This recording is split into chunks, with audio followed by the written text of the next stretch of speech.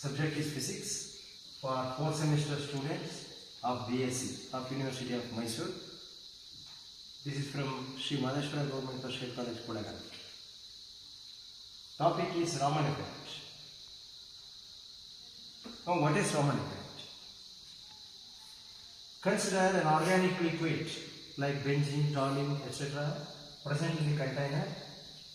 Let a monochromatic light is allowed to pass through this organic liquid. Monochromatic means single color. That means single wavelength or single frequency. You should send either yellow color or red color or blue color, like single color should be sent, not white light. When a monochromatic beam of light passes through organic liquid, it gets scattered. The scattered light consists of frequency equal to incident frequency. Frequency is greater than incident frequency. Frequency lesser than incident frequency. This was first observed by Sir C.V. Raman, and hence this effect is known as Raman effect. So we can define Raman effect simply like this. When a monochromatic beam of light passes through organic liquid, it gets scattered. The scattered beam consists of frequencies higher than incident frequency, lower than incident frequency, and equal to the incident frequency. This is called Raman effect. Suppose if a photographic plate is placed in front of the scattered beam and it is washed thoroughly, then we are going to observe three types of lines. The lines corresponding to higher frequencies are called anti-Stokes lines. Lines corresponding to same frequency is called parent line. Lines corresponding to lower frequencies are called Stokes lines. Suppose if you place a photographic plate here, then wash it, you will get the lines like this.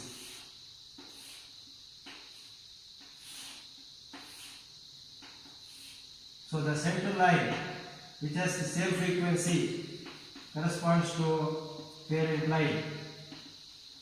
These lines having higher frequency corresponds to anti-Stokes lines. They are called anti-Stokes lines.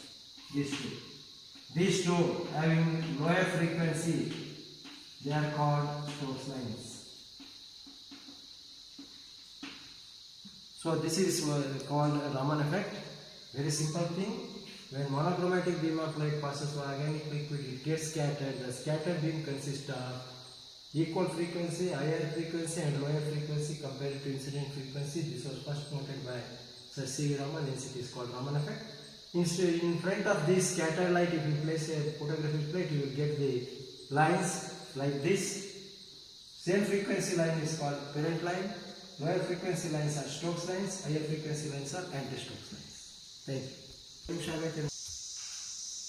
Now, applications of Raman effect.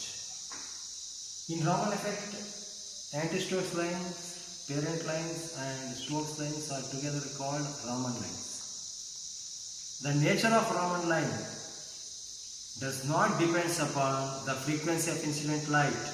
It depends upon the scattering substance. So each scattering substance will have unique Raman lines, unique type of Raman lines. Hence, Raman effect is also called as the fingerprint of molecules. Now, using that, coming to the application of Raman effect.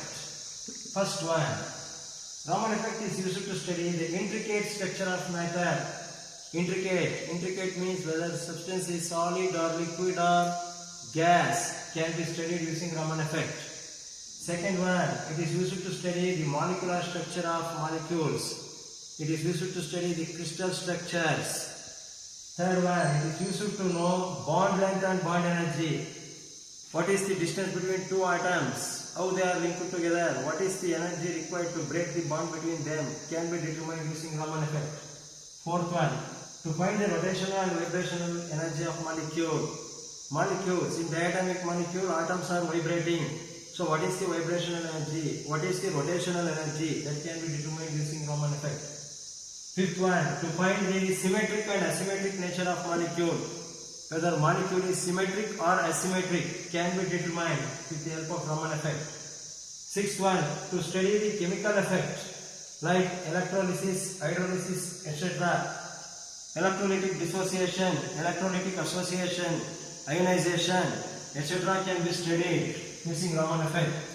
Seventh one, it can be used to study isotropic constituent of nucleus. What are the constituent particles present in the nucleus can be studied to limited extent using the Raman effect. Eighth one, it can be used to study nuclear spin, how nucleus is spinning about its own axis, and nuclear quadrupole movement can be studied using Raman effect. Thank you.